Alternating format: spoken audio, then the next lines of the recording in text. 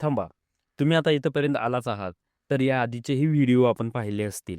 जन्मल्यानंतर पहिल्या 3 महिन्यात काय काळजी घ्यावी, नंतरच्या 3 महिन्यात काय काळजी घ्यावी आणि 6 ते 9 या 3 महिन्यात काय काळजी घ्यावी. जर पाहिलं नसेल, तर त्या व्हिडिओची लिंक या डिस्क्रिप्शनमध्ये देतो. नक्की पहा. आणि आता आपण ह्या व्हिडिओमध्ये जाणून घेणार आहोत 9 ते 12 म्हणजे बाळ ऑलमोस्ट 9 ते 12 महिने म्हणजे ऑलमोस्ट 1 वर्षाचं होतंय. त्याचा वाढदिवस जवळ येतोय. तर या काळात आपण त्याची काय काळजी घ्यावी? तुमचे बाळ 9 ते 12 महिन्यांचे आणि तुम्हाला एक प्रश्न नक्की पडत असेल, की तुमच्या बाळाची वाढ योग्य झाली आहे का? या वयात बाळ खूप वेगाने नवीन-नवीन गोष्टी शिकत असतं. रांगणं, उभं राहणं, छोटे शब्द बोलणं, स्वतः खाण्याचा प्रयत्न करणं.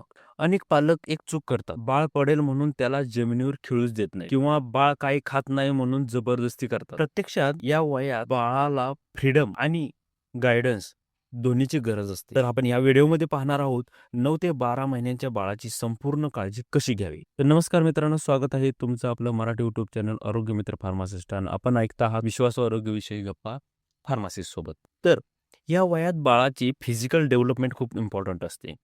साधारणपणे बाळ रांगायला सुरुवात करते. सोप्याच्या किंवा बेडचा आधार घेऊन ते उभे राहते आणि काही काळ बाळ छोटे छोटे पाऊल टाकण्याचाही प्रयत्न करतात. अनेक पालक बाळ पडेल म्हणून त्याला वॉकरमध्ये ठेवतात, पण सत्य असं आहे की वॉकरमुळे डेव्हलपमेंट स्लो होऊ शकते. त्यापेक्षा बाळाला स्वच्छ आणि सेफ जमिनीवर खेळू द्या. बाळ पडेल, पुन्हा उठेल, पुन्हा चालेल, हाच तर त्याचा लर्निंग फेज आहे. हीच तर त्याची लर्निंग प्रोसेस असते. आता या वयात बाळ स्वतःच्या हाताने खाण्याचा प्रयत्न करतं. जरी घाण झाली तरी ती डेव्हलपमेंटसाठी खूप महत्वाचे आहे. तुम्ही बाळाला देऊ काय काय शकता? सॉफ्ट केळीचे तुकडे, उकडलेले बटाट, सॉफ्ट गाजर, खिचडी. तर काही वेळा काय होतं की आई म्हणते माझे बाळ स्वतः खात नाही म्हणून मीच भरवते. पण जर तुम्ही स्मॉल पीसेस प्लेटमध्ये ठेवले तर बाळ क्युरियोसिटी, कारण या वयात क्युरियोसिटी तिची डेव्हलपमेंट झालेली असते आणि या काळात ते क्युरियोसिटीने ते उचलून खायला शिकते.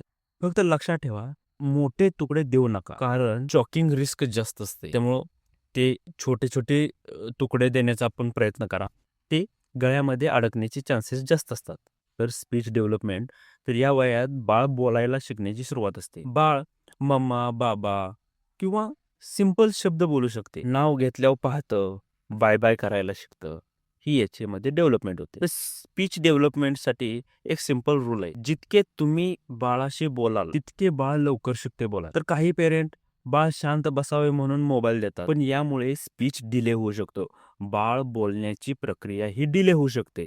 ती मग काही वेळेस कसं असतं की 1.5 वर्ष झालं, 2 वर्ष झालं, अजून बाळ बोलतच नाही. कारण यामध्ये त्याच्या पाठीमागे असणाऱ्या पेरेंट्स, आई-वडिलांचा, कुटुंबातल्या इतर नातेवाईकांचाही तेवढा सहभाग पाहिजे. जेणेकरून बाळाला मोबाईल न देता आपण त्याच्याशी जास्तीत जास्त बोलणं गरजेचं आहे. त्यापेक्षा आपण बाळाशी बोला. राईम्स म्हणा, कविता म्हणा, गाणी म्हणा, गोष्टी सांगा किंवा पिक्चर्स दाखवा. मोबाईलपेक्षा आईचा आवाज हा जास्त पॉवरफुल असतो. सोशल इंटरॅक्शन, सोशल बिहेवियर आपण कसं घडवू शकतो यामध्ये. या वयात बाळाचं सोशल बिहेवियर शिकत असतं. बाळ ओळखीच्या माणसांना पाहून असतं, अनोळखी लोकांपासून घाबरतं, क्लॅप करायला शिकतं. हे नॉर्मल आहे. नवीन गोष्टी पाहून बाळ रडले तर काही पेरेंट म्हणतात बाळ खूप घाबरट आहे, पण हे स्ट्रेंजर एन्झायटी आहे आणि हा काळ डेव्हलपमेंटचा आहे. त्यामुळे हे नॉर्मल आहे. तुम्ही यामध्ये काय करू शकता? पिकबुक सारखे नवीन गेम्स खेळा, बाळाशी आय कॉन्टॅक्ट ठेवा, जास्तीत जास्त इंटरॅक्शननी बोला. नवीन-नवीन कविता असतील, नवीन-नवीन चार्ट्स असतील, चार्ट्सवरती पिक्चर्स असतील, ते दाखवण्याचा प्रयत्न करा. त्याला गाणी शिकवण्याचा प्रयत्न करा. या वयात बाळाला बेबी प्रूफिंग कसं आहे? या वयात बाळ एक्सप्लोरर बनतं. म्हणजे ते दिसेल ते पकडायला पाहिजे. म्हणून घर सेफ बनवणं खूप इम्पॉर्टंट आहे. बाळ रांगत जाऊन टेबलावरची मेडिसिन पकडतं आणि तोंडात टाकण्याचा प्रयत्न करतं. त्याला काय पाहिजे? काय घावलं ते तोंडात जाणं. म्हणून मेडिसिन्स, शार्प ऑब्जेक्ट्स किंवा इलेक्ट्रिक प्लगसाठी एक कव्हर वापरा. मेडिसिन्स उंच ठेवा. शार्प ऑब्जेक्ट त्यापासून दूर ठेवा. कोपरा, भिंतीचा कोपरा असेल, कपाटाचा कोपरा असेल, त्याला ऑनलाईन जर तुम्ही बघितलं तर त्याला एक पट्टी मिळते की जेणेकरून ते तिथं नॉर्मल जरी धडकलं तरी ते जास्त लागत नाही. तर त्याचाही तुम्ही यूज करू शकता. एक सिंपल आणि सेफ्टी रूल, जर वस्तू नाण्या एवढी असेल, ते नाण्यापेक्षा छोटी असेल तर ती बाळापासून दूर ठेवा. शार्प ऑब्जेक्ट, मेडिसिन, जे प्लग कव्हर सांगितले त्या व्यतिरिक्त नाण्यापेक्षा छोट्या कुठल्याही गोष्टी असतील तरी पूर्ण त्यापासून दूर ठेवा. तर लसीकरण, या 9 महिन्यातील व्हॅक्सिनेशन खूप इम्पॉर्टंट असते. यावेळी मिसलेस, एमआर-व्हॅक्सीन दिली जाते आणि व्हिटॅमिन एचा एक डोस दिला जातो. काही पेरेंट्स विचारतात, बाळ हेल्दी दिसते मग व्हॅक्सिन का? जसं लास्ट टाइम बोललो, कारण व्हॅक्सिन हे प्रोटेक्शनसाठी असतं. जेणेकरून तुम्हाला फ्युचरमध्ये इन्फेक्शन पासून त्याचा तुम्हाला बचाव करता येईल त्याचा. तर मिसलेस हा सिरियस इन्फेक्शन आहे जो व्हॅक्सिनेशनमध्ये टाळता येतो. म्हणून व्हॅक्सिनेशनची डेट मिस करू नका. जे तुम्हाला अंगणवाडी सेविकाकडून मिळालेला जो लसीकरणाचा चार्ट आहे, त्या चार्टनुसार एकही तारीख पाठीमागं पुढं न जाता त्यांच्याशी कोऑर्डिनेशन करून, त्यांच्याशी संपर्क करून हे तुम्हाला वेळोवेळी बाळाला लसी देणं गरजेचं आहे. तर ग्रोथ मॉनिटरिंग कसं केलं जातं, त्याची वाढ कशी पाहिली जाते. पालकांनी बाळाची ग्रोथ हे रेग्युलरली चेक करावी. वेट वाढते आहे का? बाळाचं जे डिझायर्ड वेट आहे, की ह्या वयात एवढं वेट पाहिजे, ते वेट माइलस्टोन ते अचीव्ह करते आहे का? आणि डॉक्टरचा फॉलो व्हिजिट महत्वाचे आहे. वॉर्निंग साईन काय आहेत? काय काळजी धोक्याची घंटा कोणते आहेत? बाळ रांगत नाही, बसत नाही, नाव घेतल्यावर पाठी आपल्याकडे बघत नाही, हसत नाही. तर असे वाटले तर डिले करू नका. तर यामध्ये न्यूरोलॉजिकल डेव्हलपमेंटचा प्रॉब्लेम असू शकतो. ते तुम्ही अर्ली कन्सल्टेशन हे प्रॉब्लेम इझिली मॅनेज करता येतात. त्यामध्ये घाबरण्यासारखी कोणती गोष्ट नाही. तर लक्षात ठेवा 9 ते 12 महिने हा बाळाच्या डेव्हलपमेंटसाठी एक गोल्डन पिरियड असतो.